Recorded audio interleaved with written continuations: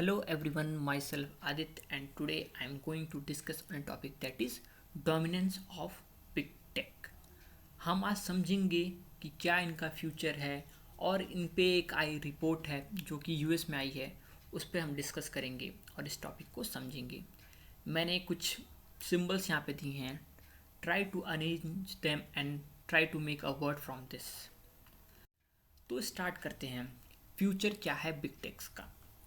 सबसे पहले एक रिपोर्ट आई है जल्दी में, यूएस हाउस कमेटी रिपोर्ट। ये कहती है कि कुछ कंपनीज जैसे कि अमेज़ॉन, एप्पल, गूगल, फेसबुक हैं, ये डायरेक्टली इनको स्टॉप किया जाए मोनोपोलिस्टिक कंपटीशन रोकने के लिए, क्योंकि ये मार्केट में मोनोपोलिस्टिक कंपटीशन पैदा कर रही हैं।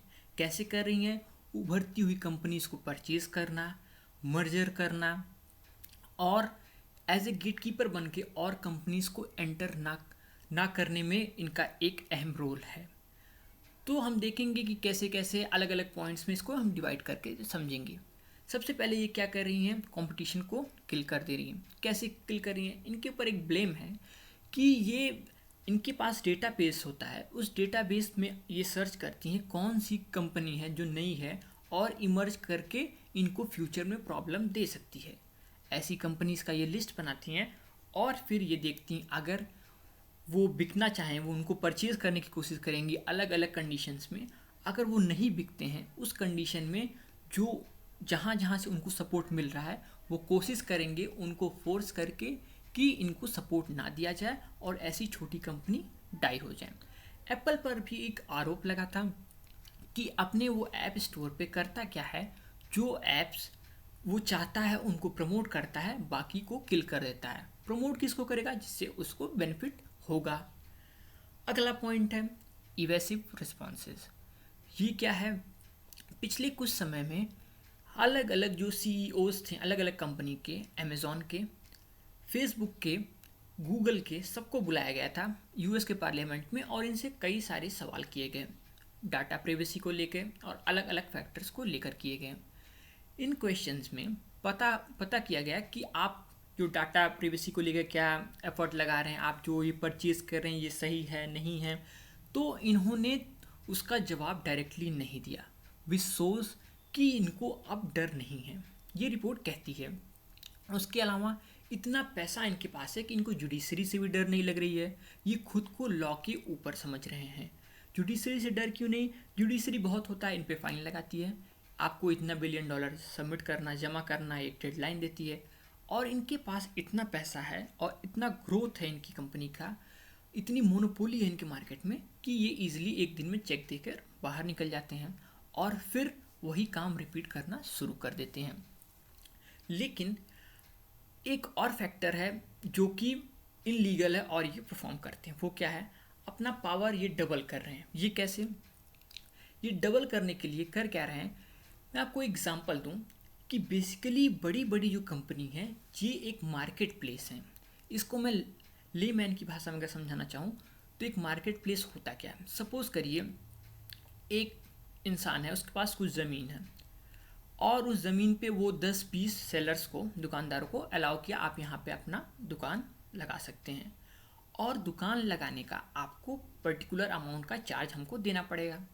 ठीक, तो उतना पैसा कंपनी देगी और जो छोटे छोटे सेलर्स रहेंगे वो सेलर्स उतना पैसा देंगे और उतना पैसा देने के बाद वो जो मार्केट प्लेयर है मेन, जिसकी वो ज़मीन थी, अगर वो ऐसा कर रहा है कि अब वहाँ पे वो बेचना भी शुरू कर दिया, अपनी भी एक दुकान लगा के किसी XYZ नाम से वहाँ पे बेचना शुरू कर दिया, तो ये इनलीगल है।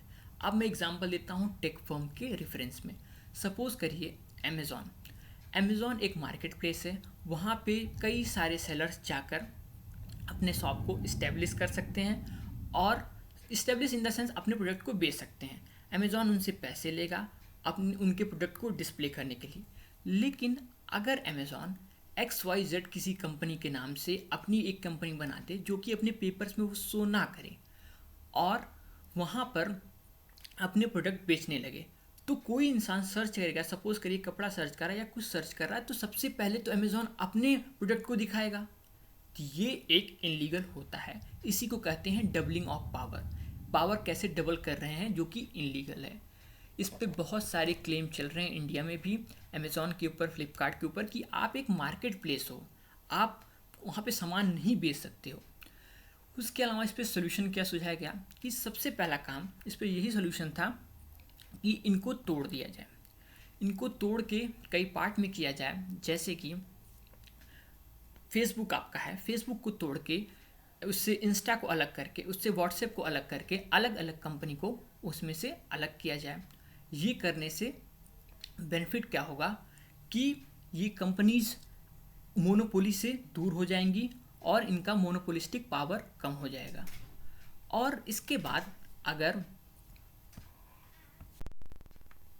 और इनकी पावर इससे कम होगी जब इनको ब्रेक कर दिया जाएगा। इसके अलावा कुछ और पॉइंट्स है इंडिया के सिनेरियो में।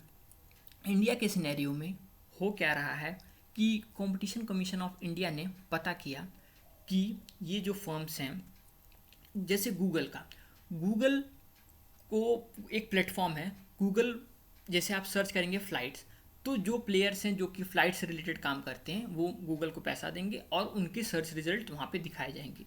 लेकिन करता क्या है गूगल, किसी कंपनी के साथ टाई अप करके, लीगली नहीं भी करेगा, ऑन पेपर नहीं भी करेगा, इनडायरेक्टली करके उनसे टाई अप कर लेगा और वो रिजल्ट ऊपर दिखाएगा। ऐसा इंडिया में पाया गया, जो कि गलत है। अगर हम एंड्रॉयड मोनोपोली की बात करें तो इसमें हो क्या रहा है, आप देखे होंगे कि सपोज़ आप कोई पेमेंट ऐप यूज़ करते हैं, फ़ोनपे, पेटीएम, कुछ भी यूज़ करते हैं, तो गूगल करता क्या है, किसी कंपनी के साथ कोलैब कर लेता है और अपने प्रोडक्ट में, मतलब अपने एंड्रॉयड में वो बोलता है, जो मैन्युफैक्चर करती है उनकी मोबाइल्स, उनको बोलता है कि आप पहले से प्री इंस्टॉल फ़ोन पे देंगे या कोई एक ऐप देंगे, ऐसे ऐसे कुछ ऐप्स देंगे अपने। वो यूट्यूब वो सब तो दे ही रहा है, उसके अलावा ऐसे ऐप्स को भी वो कर रहा है, तो इससे अपने आप पेटीएम के ऊपर, फ़ोनपे को एक एज मिल जाएगा, जो कि फेयर नहीं है। रिटेल स्पेस में मैंने पहले ही वीडियो बनाया था कि पिछले 5-6 महीने में एक अलग लेवल का एंथुजियाज़म आया है, लोगों का इंटरेस्ट आया है इस फील्ड में, रिटेल को ऑनलाइन के साथ मर्ज करने का। जैसे जियो मार्ट था, टाटा भी आ रहा है सुपर ऐप के साथ। लेकिन अगर ऐसा होता है तो ये स्क्रूटनी के अंदर आ सकती है ये सारी चीज़। अच्छा, ये सब होगा कैसे? अगर यूएस से स्टार्ट होगा, अगर ये स्टार्ट होता है, और सबसे बड़ा फैक्टर है, अगर इलेक्शन यूएस में है, अगर बाइडेन जीतते हैं तो ये होने के चांसेस बहुत ज़्यादा हैं। लेकिन ट्रम्प जीतते हैं तो हो सकता है ये अगले 4 साल के लिए शिफ्ट हो जाए, क्योंकि बाइडेन का जो ग्रुप है उसका अप्रोच ऐसा है। अच्छा, इससे नुकसान क्या होता है? ये मोनोपोली से नुकसान यही होता है कि रिचर मोर रिचर होता है और गरीब होता है, और कस्टमर को लगता है कि वो रूल कर रहा है, लेकिन ऐसी रियलिटी नहीं है। तो ये सबसे बड़ा एक प्रॉब्लम है, और ग्लोबल इम्पैक्ट यही होगा कि और यूएस अगर स्टार्ट करेगा तो सबको एक मौका मिल जाएगा, उसको एक बेस बना के स्क्रू अप करने के लिए ऐसी कंपनीज़ को, और इनके पावर्स को कम करने के लिए। ये टाइम बताएगा कि ऐसा होता है कि नहीं। एक आइडिया मेरे पास है, जो मुझे लगता है कि जो भी कंपनी फ्री एप्स देती हैं आपको, उन कंपनीज़ को, गवर्नमेंट को करना चाहिए कि आप जो भी प्रॉफिट उसको डेटा को बेच के आप कमाते हैं, उस डेटा से जो कमाते हैं उसका एक सर्टेन परसेंटेज ऑफ अमाउंट उन यूज़र्स में भी बढ़ना चाहिए। कैसा लगा इसको ज़रूर बताइएगा कमेंट बॉक्स में। So thanks for listening me, bye.